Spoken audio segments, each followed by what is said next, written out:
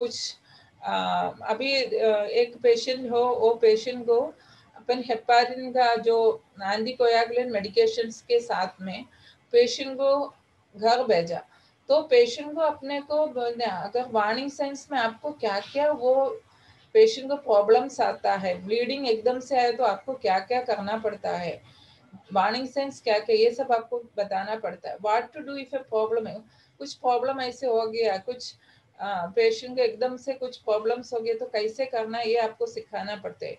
Who to contact if they have questions, अगर वो hospital से डिस्चार्ज हो गया, वो घर गया, तो एकदम से उनको कुछ डाउट्स आया तो वो किससे कॉन्टैक्ट करने का, ये सब आपको बताना पड़ता है पेशेंट को।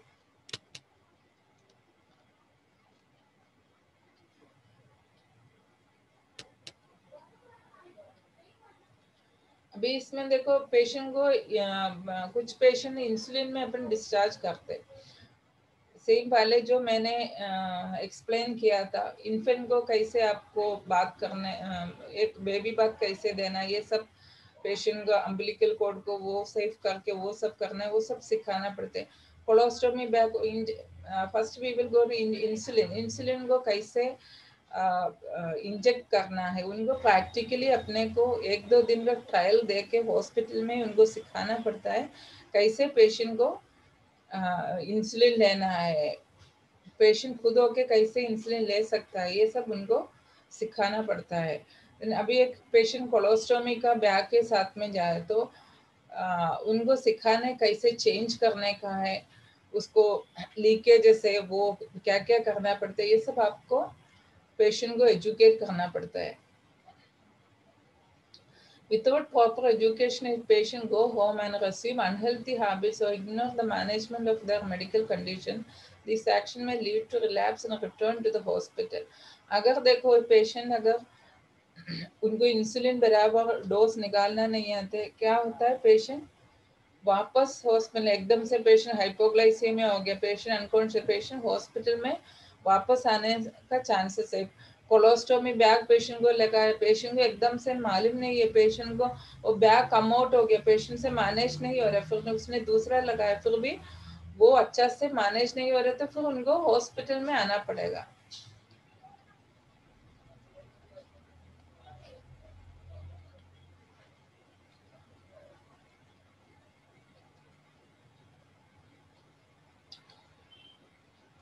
जब आप एजुकेट करते time ask the patient to tell you how they would explain step by step the disease treatment, कैसे आपको पेशेंट को जब सिखाने के बाद उनको आपको रिलेटिव्स को पेशेंट को आपको वापस क्वेश्चन पूछना चाहिए, आपने कैसे करेंगे, कैसे निकालेंगे इंसुलिन, कैसे उसको इंजेक्ट करेंगे, ये सब आपको पूछना पड़ेगा।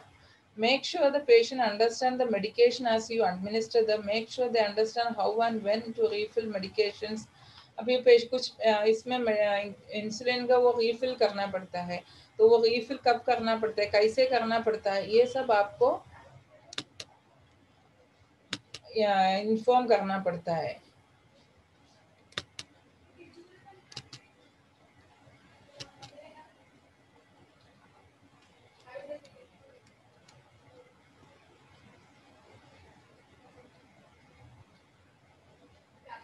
तो जो पेशेंट अभी चेस्ट पेन का एक पेशेंट आया, तो आपको provide patient with information about science and symptoms of their condition that will require immediate attention.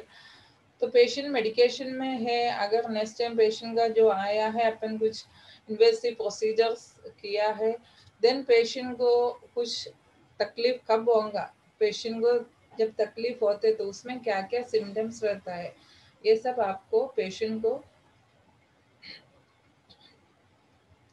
बताना पड़ता है आपको।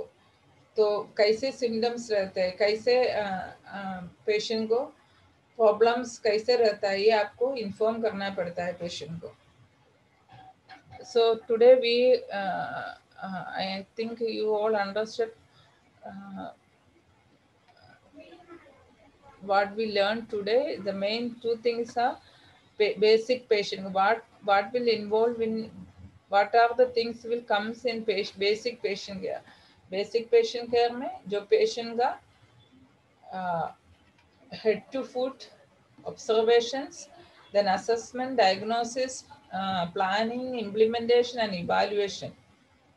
then next हमने टॉपिक क्या क्या पेशेंट को आपको एजुकेट करना पड़ता है, पेशेंट को क्या क्या एजुकेशन देना है, किस किस चीज़ों में पेशेंट को एजुकेशन है। कुछ पेशेंट जो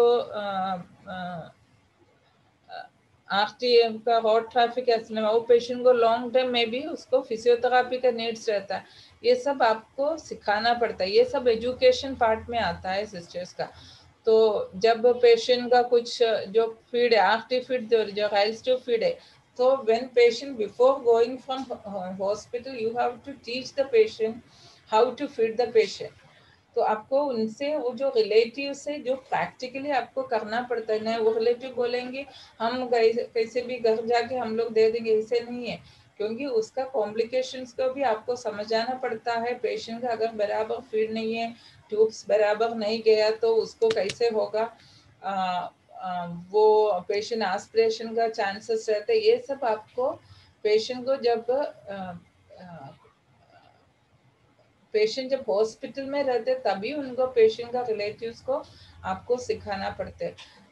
इसलिए अपन बोलते पेशेंट का जो एजुकेशन है, अपने को लगता है पेशेंट जब डिस्चार्ज होते सिर्फ मेडिकेशंस के बारे में बताओ, पेशेंट का डिस्चार्ज का हो गया अपना काम, ऐसा नहीं है। पेशेंट जैसे अपने पास एडमिशन से रहते हैं सब कुछ पेशेंट का, क्योंकि वो पेशेंट और सिस्टर जो हेल्थ केयर प्रोवाइडर्स उनके रिलेटिव सब मिलके करेंगे तभी पेशेंट जल्दी ठीक होगा।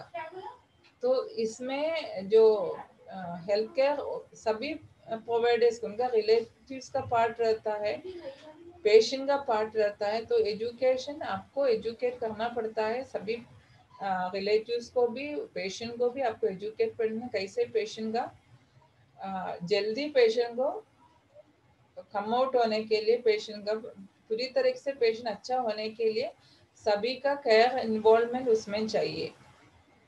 आपको समझ में आया करके मुझे लग रहा है।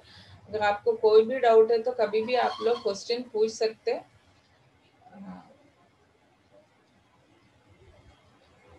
Okay, thank you all sisters.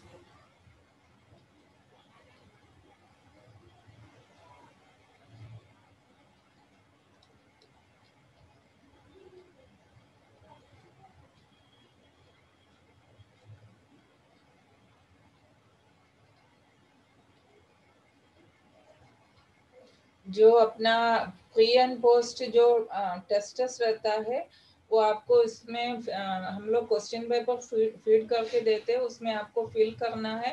Mostly जो भी क्वेश्चंस रहेंगे वो सब